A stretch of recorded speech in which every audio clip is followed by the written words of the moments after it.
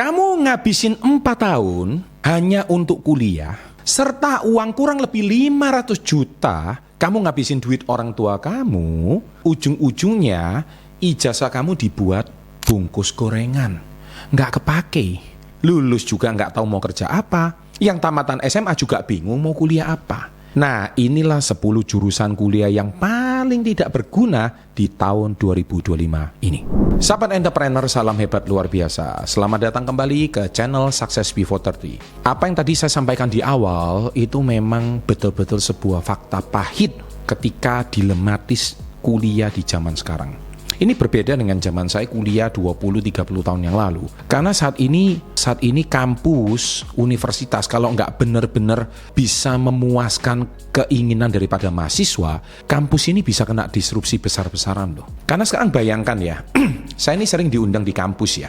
Mahasiswa sering curhat ini sama saya. Pak, ngapain saya kuliah Pak? Dosennya suruh ngerjakan saya ini Pak. Tapi dosennya sendiri Pak ya, suruh saya baca buku ini, padahal saya keluarkan cuma ChatGPT, Gemini, hasilnya udah keluar lebih baik Pak. Terus ngapain saya bayar kuliah Pak?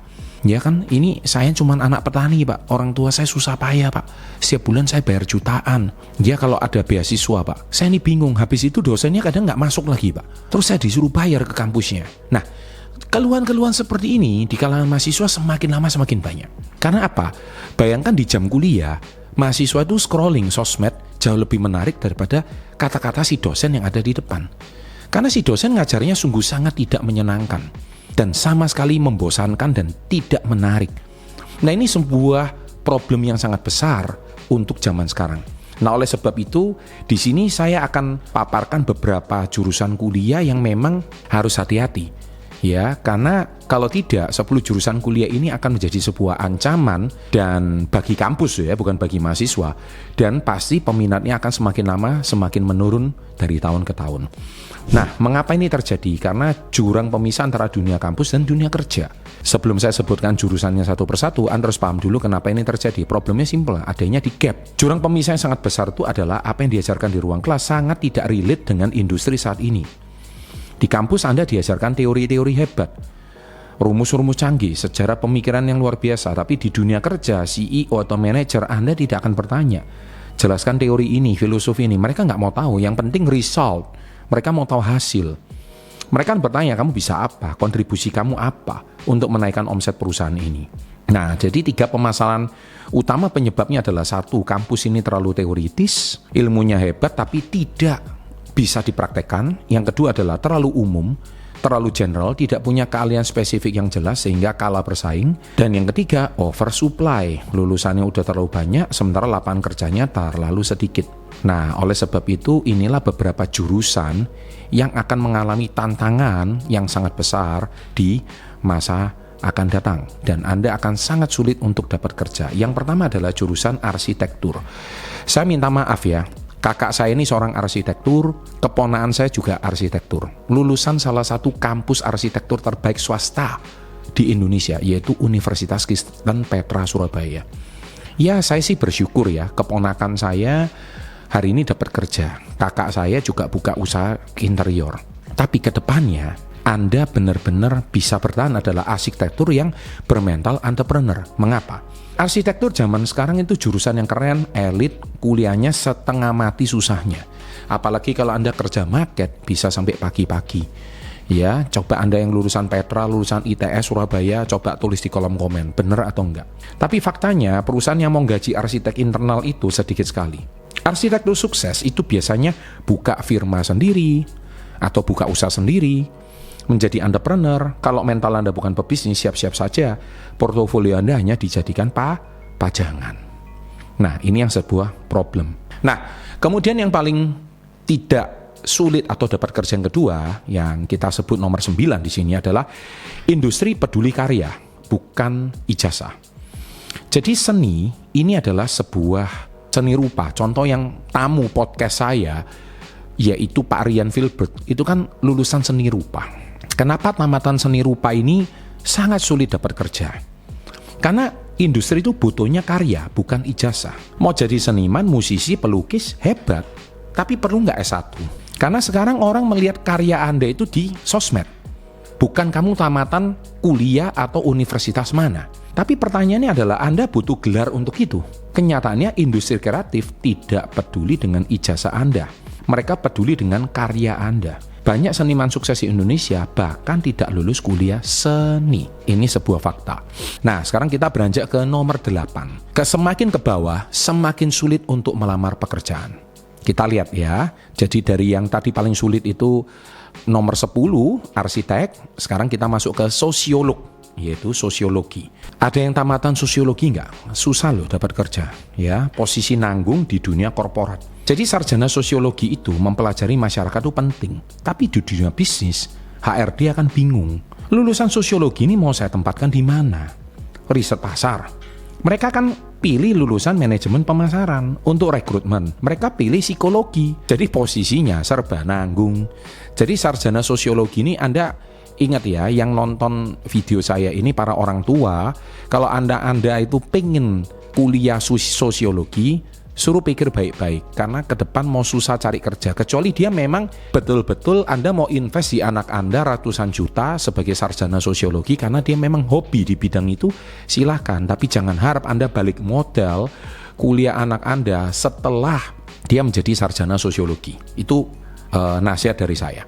Yang ketujuh, yaitu ilmu pemerintahan. Kursi PNS ini semakin lama semakin terbatas. Lulusan tak terbatas. Ya, karena lowongan jadi PNS ini ke depannya ini semakin lama semakin sedikit. Nomor 7, ilmu pemerintahan. Namanya sudah jelas, tujuannya untuk bekerja di pemerintahan kan. Tapi tujuannya Anda mau jadi PNS. Masalahnya kursi PNS ini terbatas dan diperebutkan oleh jutaan orang setiap tahun.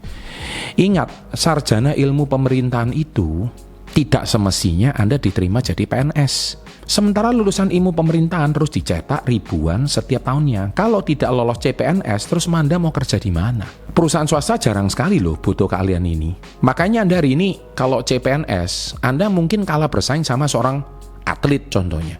Atlet Anda mewakili Indonesia di SEA Games, wah kursi PNS sudah pasti. Tapi intinya lolos atlet dulu, ya kan, mewakili Indonesia dulu. Nah itu lowongan jadi PNS berikutnya masih lebih tinggi. Tapi kalau sarjana, karena Anda sudah berkarya duluan gitu loh. Tapi kalau sarjana, saya berpikir enggak ya, gitu loh. Ya, jadi memang ke depannya Anda cuman berbekal sarjana ilmu pemerintahan enggak banget deh. Nah, yang keenam yaitu sarjana geografi. Aduh, gimana ya? Menarik sebagai ilmu tapi kurang menjual di pasar kerja. Geografi, ilmu yang memang sangat menarik untuk pengetahuan, tapi sayangnya kurang menjual di dunia kerja. Mengapa? Karena beda dengan geologi. Geodesi yang lebih teknis dan banyak dicari perusahaan tambang atau konstruksi. Tapi geografi itu terlalu luas dan teoritis. Mending Anda langsung spesifik kayak sarjana geologis kayak atau sarjana geodesi itu jauh lebih menjual. Jadi Anda pikirkan sarjana geografi. Nah, yang kelima yang paling lebih sulit lagi untuk dapat kerja adalah sistem informasi. Teknik kurang, bisnis kurang. Hati-hati loh ya kuliah sistem informasi ini. Sistem informasi ini seringkali jadi perdebatan, nanggung kata kuncinya. Dibilang jago coding seperti anak infor, ya enggak juga. Dibilang jago bisnis seperti anak manajemen, ya enggak juga. Jadi lulusannya harus punya inisiatif super tinggi untuk memperdalam salah satu sisi. Kalau tidak, tergerus persaingan. Jadi intinya kalau Anda sudah terlanjur kuliah sistem informasi, ya mending nambah sekalian atau mending putus kuliah sekalian. Ya kalau enggak ya langsung informatika kek, langsung ilmu komputer kek, atau apa kek gitu loh. Kalau Anda sistem informasi kayaknya nanggung gitu. Jadi jurusan ini akan menjadi sepi peminat ke depannya. Catat baik-baik kata-kata saya ya. Nah ini yang lebih sulit lagi, yaitu nomor 4, yaitu jurusan hubungan internasional. Kelihatannya hubungan internasional ini keren, gengsi, bisa jadi diplomat, bisa jadi reality di korporat. Tapi Anda tunggu baik-baik, ini jurusan yang gengsinya setinggi langit. Hubungan internasional ini jurusan yang paling keren di Fakultas Ilmu Sosial, bukan? Cita-citanya jadi diplomat, kerjanya di PBB, keliling dunia, bisa pakai paspor biru, bangsawan, Anda bisa jadi duta besar, bla bla bla dan sebagainya. Tapi bangun sadar. posisi diplomat di Kemenlu itu dalam setahun hanya bisa membuka belasan formasi. Sementara yang daftar puluhan ribu lulusan HI dari seluruh Indonesia. Lalu sisanya ribuan kemana? Ya jawabannya mereka kembali ke habitat awal, yaitu jadi staf marketing, HRD, admin di perusahaan swasta. Paling banter ya jadi penerjemah. Mereka harus bersaing lagi dengan lulusan semua jurusan. Gengsinya internasional, tapi realitinya saingannya se-Indonesia. Pikirin itu. Ini semakin sulit loh. Nah, kemudian yang ketiga yaitu sastra dan ilmu budaya. Ini kelihatannya keren, jurusan sastra ya. Kreativitas Anda ini sekarang punya saingan yaitu AI. Ini masalahnya. Kenapa? Kenapa ini ditulis semakin sulit dapat kerja? Karena sebuah jurusan untuk mereka yang punya jiwa seni dan pemikiran yang mendalam, sastra dan ilmu budaya, kemampuannya merangkai kata, menganalisis budaya, bercerita, ini adalah skill yang sangat indah dan berharga. Tapi di tahun 2025 ini ada sebuah kenyataan pahit yang memang kamu suka nggak suka, kamu harus terima itu. Yaitu saingan terbesar jurusan ini bukan lagi sesama manusia, tapi lawannya AI. AI sekarang udah sangat canggih. Ia bisa menulis artikel SEO, membuat puisi, menerjemahkan dokumen lebih cepat dari kamu. Dari bahkan membuat naskah iklan dalam hitungan detik, pekerjaan travel apapun di bidang content writing, penerjemahan, copywriting kini sudah diotomasi oleh mesin. Mereka dalam hitungan detik udah jadi. Kamu masih merenung, cari inspirasi, harus buka-buka dulu. Hasilnya pun belum tentu sebagus AI. AI hitungan detik jadi, kamu mungkin harus berhari-hari, ya kalah cepat. Terus kamu kuliah jurusan di sini habisin ratusan juta, kemudian habisin waktu 4-5 tahun, kalah sama AI yang hitungan detik. Nah, passion Anda pada bahasa itu mulia, bukan berarti kamu itu nggak boleh. Menurut saya, kecuali kamu memang hobi, dan kamu nggak perlu gunakan gelar sarjana ini untuk cari kerja, ya monggo, silakan. Tapi kalau hari ini Anda bersaing dengan mesin yang nggak pernah tidur, nggak pernah minta gaji, Anda minta 10 kali lebih kreatif, ya saya pilih AI. Yang kedua, jurusan filsafat. Astaga. Makanya semua jurusan yang saya sebut ini adalah jurusan yang menurut saya hobi. Nggak bisa dijadikan gunakan sertifikat Anda untuk cari kerja. Nggak bisa. Jurusan filsafat. Kenapa? Jago berpikir, bingung saat harus bekerja. Kecuali kamu kayak Rocky Gerung ya. Ya, Rocky Gerung kan ahli filsafat gitu ya. Jadi memang Anda harus seperti kayak gitu. Iya kan? Nah, jadi kontroversi di sosmed baru bisa. Tapi masalahnya kamu seberani Rocky Gerung nggak? Nomor 2 ini adalah ibu dari semua ilmu pengetahuan, filsafat. Filsafat itu membuat Anda memang jadi seorang pemikir yang sangat mendalam, logis, kritis, kemampuan Anda menganalisis argumen akan setajam silet, luar biasa. Tapi Anda lulus dengan segala kehebatan berpikir Anda akan dihadapkan pada satu pertanyaan kritis yang paling sulit Anda jawab. Saya mau kerja jadi apa kalau ahli filsafat? Mikir. Ya kan, jadi kadang idealisme itu berbeda dengan kenyataan di lapangan. Kalau memang kamu ahli filsafat dan kamu punya idealisme, akhirnya kamu bisa menghasilkan pundi-pundi rupiah yang memastikan keadaan ekonomi keluarga kamu aman, ya silakan. Tapi kalau kamu hari ini masih berkutat sama cicilan, kamu semua masih berkutat sama anak kamu besok itu mau makan apa, mikir deh. Mikir untuk kuliah jurusan filsafat. Maka ini saya bilang kuliah jurusan hobi, bukan untuk cari duit. Nah, ekstrimnya passionnya sayangnya tidak ketemu dengan permintaan pasar, dan itu semakin lama semakin berat. Dan yang paling sulit nomor 1 cari kerja dengan lulusan dari sarjana ini adalah manajemen. Hah? Pak Chandra jangan gitu dong. Ya, saya belum selesai ngomongnya. Manajemen itu apa? Jurusan paling aman atau jebakan paling mematikan? Gini, kenapa saya membuat banyak sekali mahasiswa orang tua di Indonesia tersinggung? Jurusan yang lulusannya paling sulit dapat kerja di tahun 2025 adalah manajemen. Saya kan belum selesai ngomongnya manajemen apa. Bukankah ini jurusan sejuta umat? Yes. Jurusan paling populer? Yes. Jurusan paling aman? Yes. Jurusan yang nggak ada ekspertis apapun? Yes. Jurusan yang nggak perlu mikir apapun? Yes. Jurusan yang kalau ditanya kuliah nanti kuliah apa, kamu suruh elektro nggak bisa, suruh mesin nggak bisa, suruh ini nggak bisa, suruh itu nggak bisa, suruh kimia nggak bisa, suruh ilmu pemerintahan nggak bisa, ya mending kuliah paling aman manajemen aja. Tepat sekali, karena justru itulah jurusan yang paling berbahaya. Jurusan paling aman ini. Kenapa? Seorang lulusan manajemen itu ibaratkan seekor bebek. Bisa terbang sedikit, bisa berenang sedikit, bisa berjalan sedikit. Tapi tidak ada satupun yang benar-benar dia kuasai. Anda tidak punya keahlian teknis yang spesifik. Anda bukan seorang akuntan. Anda juga bukan seorang programmer. Anda juga bukan seorang insinyur. Hasilnya di dunia kerja untuk posisi level staff, Anda akan bersaing dengan semua jurusan. Teknik anak hukum, anak komunikasi, semua bisa melamar posisi manajemen. Nah, Anda menjadi seorang generalis atau ahli umum yang posisinya serba nanggung sebagai seorang spesialis. Jurusan ini mencetak Anda menjadi jack of all trades atau masters of no one. Ya, di pasar kerja yang kejam ini menjadi master of no one adalah resep pasti untuk kalah bersaing. Tapi ada berita baiknya. Jurusan manajemen ini karena Anda tidak bisa diterima jadi susah dapat kerja, ya mending jadi entrepreneur aja. Ini joke dari saya ya. Nah, tapi memang benar yang saya sampaikan ini sebuah fakta, entah itu ekonomi manajemen atau teknik dan manajemen industri. Seperti siapa? Seperti saya sendiri. Chandra Putranegara adalah lulusan teknik dan manajemen industri. Jadi apakah jurusan ini jelek? Enggak, tapi Anda harus realistis. Ya, makanya saya juga nggak bisa lamar kerja dimanapun ya, saya mending jadi pengusaha aja.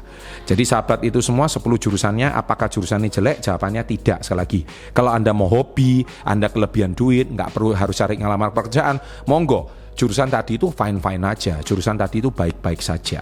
Tapi Anda harus realistis. Kalau orang tua Anda ekonominya pas-pasan, Anda adalah generasi perintis bukan pewaris, mikir deh kalau Anda mau kuliah jurusan tersebut. Menurut saya, boleh-boleh aja Anda kuliah di jurusan itu kalau nanti Anda sudah mapan secara finansial, sudah financial freedom, Anda itu memang punya waktu luang untuk kuliah lagi, ya silahkan pilih 10 jurusan tersebut untuk mewujudkan hobi Anda. Tapi ingat, jurusan tadi tidak bisa memastikan Anda untuk membayar cicilan rumah Anda atau cicilan motor dan mobil Anda. Oke?